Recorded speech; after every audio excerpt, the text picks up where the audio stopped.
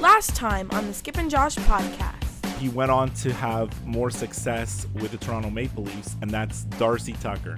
There's a song by, I think it's Blink 182, All the Small Things. Mm-hmm. I think a radio station in Montreal changed the words to that song. Darcy Tucker, that little. Yeah, that's perfect. You're listening to the Skip and Josh podcast with Skip Sherman and Josh Obadia. Okay, Skip, so today we're going to talk about our favorite album covers, but before we get to that, I got a letter in the mail this week, and you're probably wondering, why am I even telling you about a letter in the mail? Well, two reasons. One, it's very rare that I get mail at all these days, because everything comes via email. Even all your bills, everything, you don't get any paper? I don't get any paper. So when I get a letter in the mail, it's like, what the hell is this? Yeah. But this one was even more weird because I look at the envelope, and normally when I do get a letter in the mail, it's something I'm expecting. This I wasn't expecting. So I look at the envelope, the return address, and it says, Ministry of the Attorney General of Ontario. Okay. And it sounds says, good. And it says, prompt response required, legal documents inside. So now I'm really nervous. I'm like, what is this? First of all, it's not anything I was expecting. And second of all, it sounds like, did I commit a crime and I'm being subpoenaed or something? I have no idea what's going on here. Right. So I open it up, and basically I have to fill out this form because they want to determine if I'm eligible to be on a jury. And I have to fill it out, and I have to send it back. I don't have a choice. Oh. I don't know if that happens in the province of Quebec, but... Well, it's funny because, I have, as you know, I have a lot of friends and coworkers in the United States, right? So it seems like over there, jury duty happens all the time. I know so many of my coworkers that are I got jury duty, I have jury duty. This is a normal thing. And I'd always thought about how come I don't know anybody here that ever had to be on a jury, Well, maybe we'll get to know one finally. Yeah, actually, it turns out this is the second time I've received such a letter. I don't remember how many years ago the other one came. So I filled it out back then, and I wasn't asked to be on a jury at that time. So hopefully I won't be asked this time either. Right. So you just got to fill in a lot of polarizing stuff, No, there's nothing. There's no questions like that. It's basically your name, your address, your age. But they know your name and address. They sent you the letter. Right, but they want you to fill it in. Have you been convicted of a crime? When was the last time you did jury duty? I don't even remember what the other questions are, but... I hope you get picked. I hope I don't. No, because I want to hear. It'll make for great little segments on the podcast about your adventures with jury duty. Imagine you're in some kind of... Well, you won't be allowed to talk about it, so I guess it won't make for good... Can I talk about it after it's done?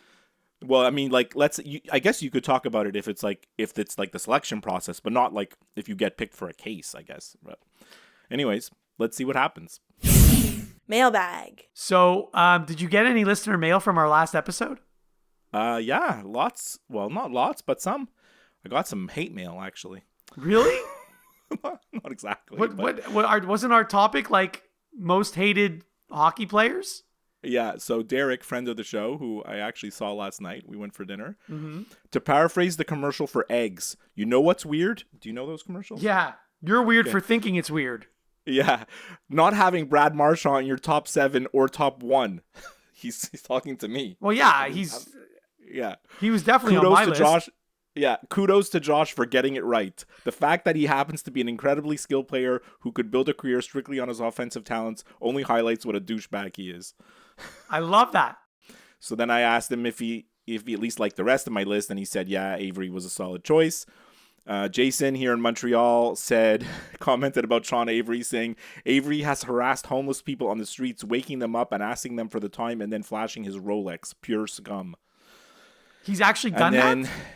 I don't know. That's what Jason says. And then, of course, he says, of course, no Habs were mentioned, but remember the time Chris Nyland threw a puck at Paul Baxter's head while serving a penalty for fighting. I don't remember that. I don't remember that. And actually, I was considering putting Claude Lemieux on the list. Claude Lemieux, yeah. Even like of all the Canadians, right? He's worthy, right? I mean, yeah. And also Andrew Shaw was I thought Andrew Shaw actually was going to be on your list because I know how much you couldn't stand the guy. I could not stand that guy. But he's such like compared to all like the players that were on both our lists, he's such an inconsequential player. Like Right. he's not in the same league as these other guys. He did do a few dirty things when he was on the Canadians. Yeah, of course. So that's it. That's all the listener mail. Not a lot. Not a lot at all. All right, so now let's go to today's list. Your favorite album covers. People don't know, and I've alluded to it a few times, right? Josh loves paper. Loves the smell of paper, loves the touch of paper, smells books when he opens them. Not all paper. Not all paper is created equally. So, like, this era that we're in now, which is like everything is streaming or it's on your phone, your music, right? The feeling of like buying an album, first of all, opening it up, looking at the cover, looking at the liner notes, even if it was in a cassette or a CD form. I mean, it was smaller in cassette and CD form, but you still had this paper inserts, right? That were there that added to like the experience of it, you know? Like you used to take your cold hard cash down to the record store and like look at a CD and say, "Wow, I only know one song on this, but I'm going to buy it anyways," right? And then hope for the best. And then you got home and you put it in your CD player, or I mean if you're, you know, older, you know, cassette player or record player, but you know, it was part of the experience. Now it's just everything's on demand. So I think the younger generations lost out on this kind of feeling. So that's why I wanted to bring back the album covers and talk about how they affected your idea to purchase albums. How was it important to you? How do you like them? Whatever you want to say about your top 7 albums. So, well, so I went through all of my CDs that I haven't Yeah. listened to in years. Yeah. And I picked out, you know, the ones I liked, the covers that I liked the best. I ignored whether I liked the CD or not. Like I ignored whether I liked the music or not. I just picked out the covers that I liked the best. Actually, there were only 5 that I liked the cover. So there are 2 on my list that I don't own, but I do like the cover of those albums. So they're on my list. Right. Beautiful. So I have a feeling that, well, first of all, listeners should click inside the description of the episode, however you're listening, or go on our website to find it. But I've created a visual guide because with all the pictures of all the albums that we're about to talk about. What I realized right after like we finished recording last time, and then as I started to make my new list, is that I didn't really think this thing out too well because you know, usually we throw in like sound drops of like the songs we talk about, or like the clips from play-by-play of sports or whatever to liven up the episodes and give it a better experience. But now we're actually doing the opposite because we're going to have to try to describe what's on the albums, which is going to be really weird. Actually, it's going to be kind of strange. Well, I mean, for some of these, I'm sure that people already know what the album cover looks like if it's an iconic album. So, well, yeah, I think my list is much more full of iconic albums than yours. I'm scared to know what yours are going to be. It's probably groups I've never heard of in many cases, or things I didn't think about. But like whenever we do music stuff, mine tends to be more of the classic rock and things that people have a lot of knowledge about, and yours are a little bit more on the obscure side or the unknown. But I guess we'll find out, right? We will right away, actually. Number 7. So my topic, I go first, yeah? Yeah, go ahead. So my first album is the first album that I ever bought with my own money. So 11 years old, I went to the mall with my $12. I went to Discus. You remember Discus? Of course I do. Plopped down my cash. I bought the Go-Go's Beauty and the Beat. That was the first album I ever bought. So, I mean, I never even heard, I've heard of the Go-Go's, but I didn't know that was the name of the album. So, Well, that's the album with We Got the Beat and Our Lips Are Sealed. That's like the album that kind of broke them through, right? Nice. And I'm sure if I'm going to describe the album cover to you, I'm sure you'll remember it. It's like a pastel picture. They're in towels with like stuffed cream masks on their face and towels on their heads. Like they all just came out of the showers doing their nails. Yes, I have seen that. It's all like this pink and light blue pastel colors, you know? Okay, cool. Yeah, it's quite striking. And I mean, at the time, you know, I mean, now females in rock are common. not in 1981. This was like a new thing, right? Mm-hmm. 5 girls in a band, a rock band, you know, like you didn't have too much of that singing their own music. So, I mean, even at 11 years old, I had a huge crush on Belinda Carlisle, and that continued into the, you know, until today, into her solo career too. I thought she was fantastic. So that's Beauty and the Beat. Okay, so picking my 7 album covers wasn't so difficult, but putting them in the right order was a little tricky for me. So the first one I'm going to go with is it's a little band, a 4-piece band you might have heard of called the Beatles, and it's Abbey Road. And so the reason, yes, you're holding it up for those watching the live stream. The reason I picked this one, actually, the main reason I picked this one is because when I was, 11 or 12 years old, I had a t-shirt with this album cover on it. And I don't even think I had known any of the songs on the album at that time, but I knew that I had this t-shirt. It was my favorite t-shirt. Of course, it's gone somewhere, who knows where. It doesn't fit me anymore, and I'm sure I wore it so often that it's, probably just threads now. It's not even a t-shirt anymore. But obviously the photo was taken, I think, right outside Abbey Road Studios, where they recorded many of their albums, I think. And the funny part was, to me, one of the guys, and I think it's Paul, he's not wearing shoes. He's wearing a suit, but no shoes. I always found that really funny. So yeah, that is correct. Well, I'm going to talk about this album in my list. I'm going to get to it. But yeah, that's a great choice, obviously. I mean, that's one of the most iconic album covers like in history. Probably. And I've walked on that crosswalk myself. And I have a photo of me walking on that crosswalk. Me too. Yeah. Number 6. So my number 6, it's a group that we talk about every time we talk about music, and that's the Tragically Hip. And the album that I'm going to talk about is called Phantom Power. And that was an album from 1998. It had, the hits were, you're holding it up too, so I guess it's going to be in your list. So that's good. Yeah, I mean, it had the song Poets, Bob Cajun, Fireworks. Everybody knows I've talked about it at least 10, 20 times. Bob Cajun's my favorite hip song. What I didn't know in researching it, so what it looks like, it's like it's yellow with black buttons, and it's like what's powering the album, all the little dials and knobs and whatever. This is the source of their power. And the back is also really cool too, because it's sort of the back version of all those dials, which is all the plugs and weird connectors that are going on. What I found out, Josh, it won the Juno Award for Best Album Design in 1998. Oh, I didn't know that. Which is pretty cool. So that's cool. The Tragically Hip Phantom Power. Like, first of all, don't buy it just because it looks good, but buy it because there's some great songs on here. Exactly. Okay, so next on my list, so a lot of when I was going through all my CDs, a lot of the covers are basically a photo of the band, which to me is not that exciting at all. I discounted most of those. Right. Like I didn't, yeah. So I did include one of those, and you'll understand why in a minute.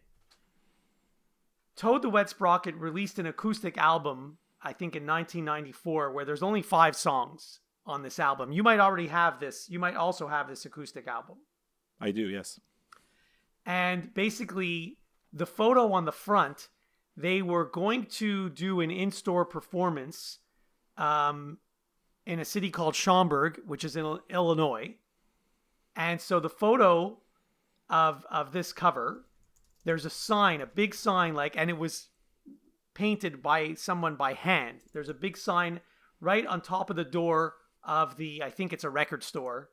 And it says, "The in-store performance of Toad the Wet Sprocket has been canceled by order of the city of Schaumburg." So, and I'm going to show it to you now. Yeah, no, I have the CD. So I just thought that was really funny, and that's why this album cover is on my list. I have to research the reason why, or maybe it's a joke. I don't know, but that's pretty funny. So, yeah. Cool. I love Toad the Wet Sprocket. The name Toad the Wet Sprocket comes from a Monty Python skit. I think you might have told me that once. Number 5. So my number 5 album, I think it's a band that you really hate. I sometimes I'm not sure. I don't remember. Maybe it's your brother that hates them. It's Genesis. I don't hate them. I don't know if my brother hates them. So the album is from 1983. It's just the album's called Genesis. It's like self-titled. And you ever play that game as a kid, Perfection? Oh, all the little yellow pieces and shapes, and you have to put them in before the timer goes because Yes, I did play when that. the timer expires, everything pops out. Mm-hmm. Well, that's the cover of the album. It's a super zoom in of all the little yellow Perfection pieces. And when you first look at it, you're like, oh, yeah, okay, there's a star and there's a shape, whatever. But if you know the game, it's pretty cool because you're like, hey, it's just the Perfection pieces. I wonder if they got permission to use that photo. I don't know. So that's my number 5. Okay. Next on my list is an album by the Lemonheads. So I'm pretty sure there's no Lemonheads on your list. You are correct. Now, the name of the album is called Car Button Cloth. Now, the reason I picked this album is because what they did is I guess they got a little kid, to draw pictures of a car and a button and a piece of cloth. And then, I'm not sure if the kid wrote this, but it says underneath all those images, and I'll show it to you in a minute, all of these things sank, meaning that they didn't float. Oh, so they threw them in the water. Oh, I remember this album. Yeah. So anyway, I just thought it was kind of funny because, I mean, it looks like, I guess an adult could have done it, but it looks like a kid did it. Who knows? Yeah. And there's, on the back, there's more drawings as well. But I just thought it was funny. All right, nice pick. Actually, that's a striking album cover. You see that on the racks in the CD in HMV, and you're like, hey, what is that? Number 4. So number 4 for me, and I warned you, I'd have a lot of iconic albums. And this might be one of the most iconic, and that's 1973, Pink Floyd, Dark Side of the Moon. Everybody knows the album cover, right? Mm-hmm. It's the triangular prism with the light going through, making the colors of the rainbow. It's I mean, this is like, first of all, anybody who's likes classic rock has this album, even me, and it's one of the most you see it and you're like, hey, that's Pink Floyd, that represents everything you need to know about Pink Floyd. And on researching this, I found out, Josh, in 2013, it was selected for preservation in the United States National Recording Registry by the Library of Congress for being deemed culturally, historically, or aesthetically significant. Who knew? Well, you do now. Okay. So next on my list is an album by Pearl Jam called Vitology. And the reason I picked this one... I thought you were going to say 10. That was in my honorable mentions. Well, the reason I picked this one is because this is different than any other CD because it's not a plastic hard case. It's made of cardboard. Right. And if you look at it, it looks like a book because it's actually shaped in a rectangle, not a square like most CDs. And it opens like a book. And actually inside, there is a book. There are pages and you can read them. And it's done in, I don't know what you call it, the old-fashioned type books where, the pages aren't white. They're, beige and the writing is black and white and stuff like that. So, and all it says, it just has the name of the title of the album on the front, and that's it. And of course, the back looks like the back cover of a book. So I just thought this was cool, and that's why I picked it. That's a great album, and actually a great designed album. Very good. Number 3. So when I was going through my CDs to try to remember all the covers, some of the ones that I really liked were soundtracks.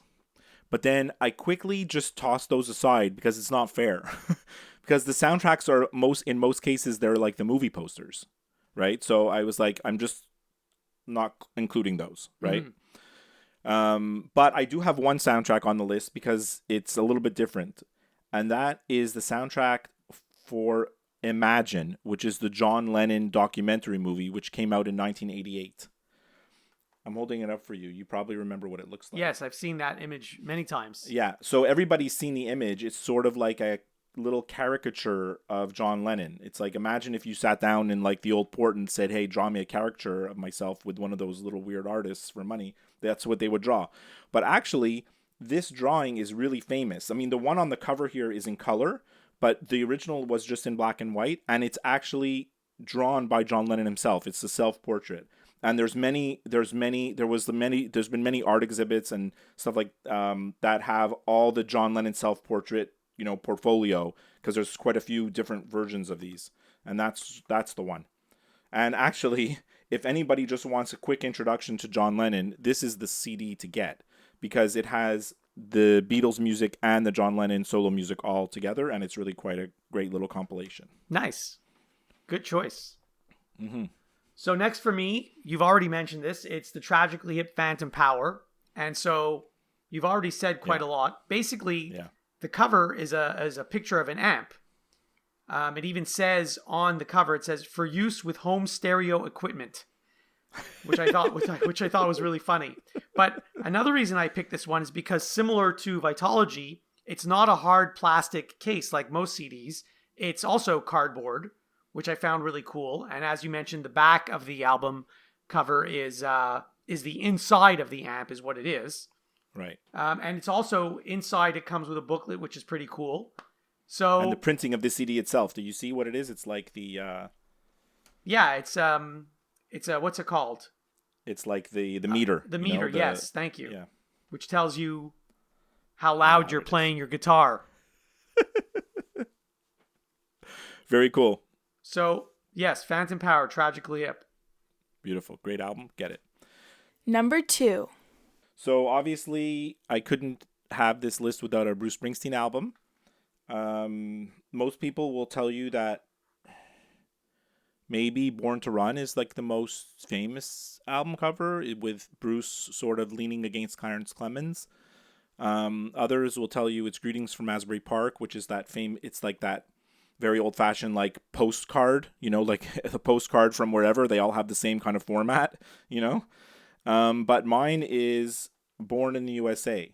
Now, don't get me wrong, I'm not like, Born in the USA is not even close to my favorite Springsteen album, but obviously this is the album that made Bruce so famous, right? Like, it was a huge commercial success, 7 top 10 singles. It's like it's what kind of created this idea of Bruce Springsteen, but what I like about it is it sort of represents everything that is Bruce Springsteen, right? It's the American flag. It's just jeans. He's wearing a belt. He's got a baseball hat tucked into his back pocket. It's like everything you think about Bruce Springsteen when you see this album. You're like, yeah, that's it. Now, most people are going to say, oh, it's American. It's this rah patriotism. That's not at all what it is. The album, all you have to do is listen to the album and know that's not what it's about. Right? So I'll just read you a quote that I got when I was... First of all, the photo on the album was taken by Annie Leibovitz, the famous Rolling Stone photographer. Another factoid about this album, it was the first compact disc manufactured in the United States. Up till 1984, the CDs were coming from Japan, but the first CD that was created at the Sony CD manufacturing plant in the United States was this one. Okay. And that's all I have to say about it. Okay, great. And you've got the t-shirt too. I'm wearing it. Yep. Okay, so next for me is, and this is one that I thought I owned, but I don't. I think my brother owns it, and maybe that's why I thought I owned it. And it's also quite iconic. It's Nirvana's Nevermind. Oh, with yeah, the little baby swimming naked. Looks like he's chasing a $1 bill. And it's actually, so I looked at this cover again today, and the kid is only, I did some research. The kid is only, I think, 4 months old in this photo, and he is completely submerged underwater. So I'm wondering, like, what parent would allow their kid to do this, even if it's only for a few seconds, because you don't see any other adults around in the photo. I guess they were very good at taking the photo, but like they must have obviously grabbed the baby, seconds after this photo was taken. The other interesting thing is they did a recreation of the exact same photo in the exact same pool 25 years later with the same kid, obviously at 25 years old, not as a baby. Except that he's actually wearing like swim trunks. He's not naked, thank goodness. Naked, yeah, thank goodness. And he's got a lot more hair, obviously, and some tattoos. So, and his name, by the way, his name is Spencer Eldon is the name of the baby, and it was taken in 1991. So, what is that? 30 years ago? Yeah. There you go. I mean, like most things, like most of the lists we do, like I start my research by like Googling like best album covers ever, and that one's in every list, right? Now, I'm not like a huge fan of Nirvana, so like it didn't make the cut, but it's definitely still a worthy choice. Number 1. So my number 1, Josh, I mentioned to you that it's on the list, so you can figure out what it is. I held it up before. That's the Beatles' Abbey Road. Now, I told you, like, just like Bruce, like Sgt. Pepper's Lonely Hearts Club Band definitely could have been in the list because that's also quite an amazing album cover. But, I mean, Abbey Road, I mean, it's like the most famous album cover you can imagine, you know, the 4 guys walking across the street. Like you said, you went there and you walked on that crosswalk. I did the same thing. When I went to London when I was 20, I did like the Beatles walking tour, like where they take you around and showing you all the famous places where Beatles stuff happened, you know. And it ends at Abbey Road Studios, and you can try to look in, and they show you the crosswalk. The crosswalk looks different now, obviously, because obviously the roads have been repaved and repainted since 1969. But I mean, it's still there, right? You can definitely find the spot. And yeah, I mean, it's just one of the most famous album covers, and I think it deserves to be number 1. Oh yeah, and the other thing is, like, at the time, if you notice, there's no name of the album and no name of the artist on the cover. It's just the 4 of them walking across the street. There's no words on the album cover. Mm-hmm. And they did that on purpose because they're like, hey, it's the Beatles. What do we have to tell people? It's the Beatles. I just think it's so funny that Paul's wearing a suit but no shoes. Yeah. Yeah, well, it's Paul, you know. I don't know what your number 1's going to be. Well, actually, you should know, because when we lived together, I'm pretty sure I had a poster of this album cover on my wall in my room. Oh, I know what it is. It's Dookie by Green Day, which is That's quite an exciting album cover. There's a lot going on in it. And I'm going to read you a little bit here that I found when I researched it. So the album artwork was done by a guy named Richie Butcher. I think that's how you pronounce his name. And it caused a bit of controversy because it's depicting bombs being dropped on people and buildings. The setting is a replica of Berkeley's Telegraph Avenue. This is what Billy Joe Armstrong said that he wanted the cover to look like. He said, I wanted it to look really different. I wanted to represent the East Bay and where we come from, because there's a lot of artists in the East Bay scene that are just as important as the music. So anyway, they did this, and then the back cover is actually quite interesting as well, and I'll show that to you. As you can see, it's got Ernie from Sesame Street. Right.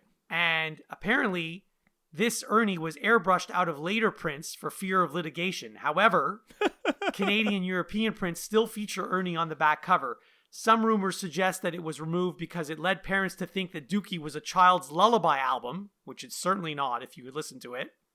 Oh, God. Or that the creators of Sesame Street had sued Green Day. Right, okay. So anyway, just thought all that was quite interesting. And so that's... Anybody who looks at the album and sees that thing of Ernie on the back and thinks, oh yeah, this is a child's lullaby album, just by looking at it, you know, really needs to have their head examined. Great list, Josh. Love it. I love when we talk about music. The Skip and Josh podcast is available wherever you listen to podcasts. If you listen to the show through Apple Podcasts, please leave a review.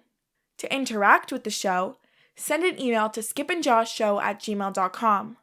Follow the show on Twitter and go to Facebook to like the show page. And now for some final thoughts from the guys. You have anything to end the show with? I have a whole bunch of little tiny notes if you want to hear them. Yeah, I got one thing. I started watching a new show. Well, first of all, I started and finished, but it's not new. It's from like 2016, I think. I only discovered it this week.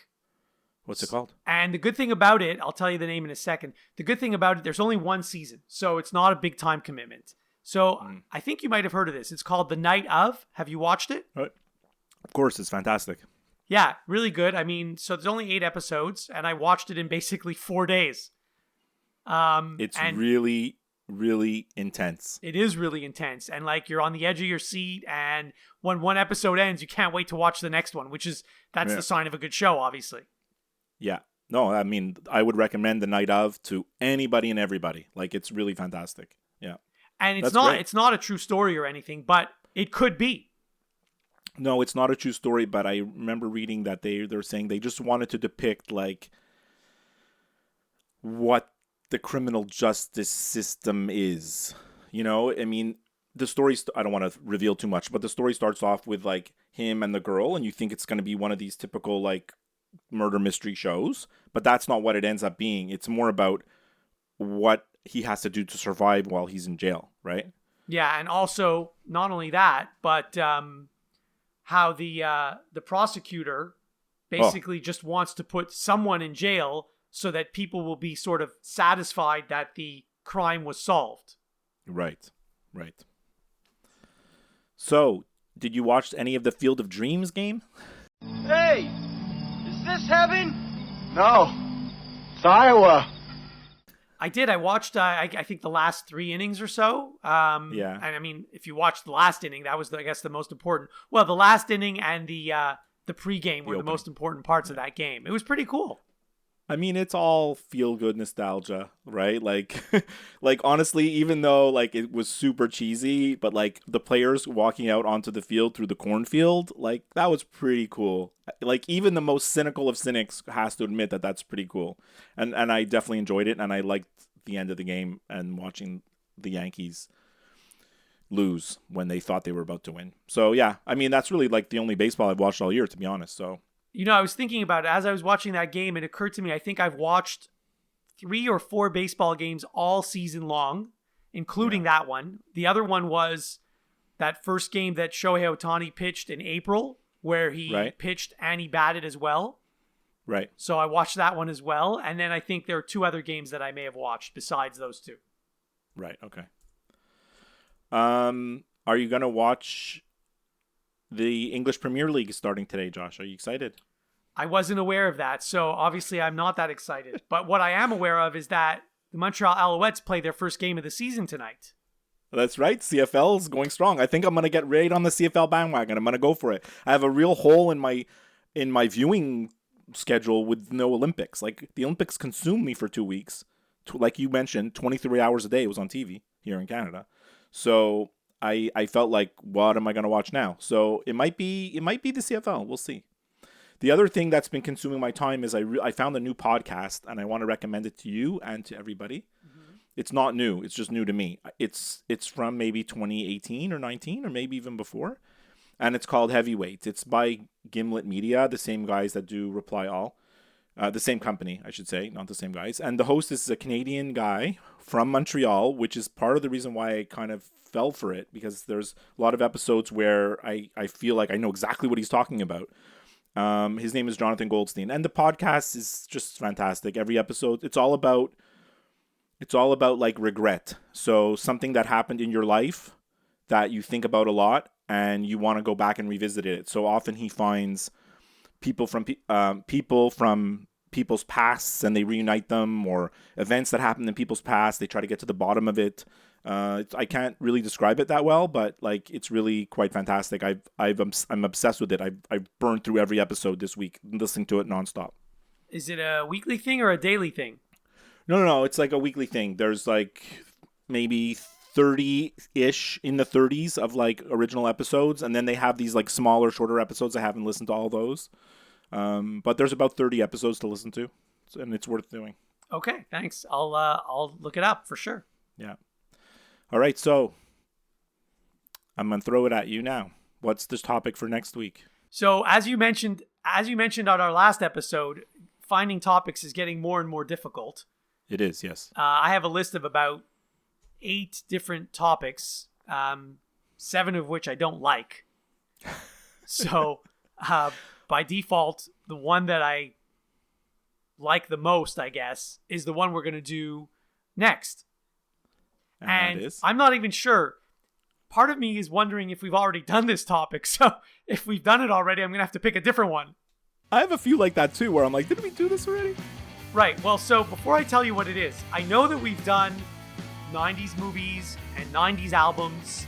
None of those are my topic. My topic for our next episode is your favorite movie soundtracks. Well, that's good. I don't think we've done that. We haven't done that. And that's another one where we're just going to go through our CDs, right? Right. Well, I don't have 7 movie soundtracks in my collection. So I'm going to have to pick some that I know but I don't own. Well, that's a great topic, Josh. I can't wait to make the list. It's going to be amazing, actually.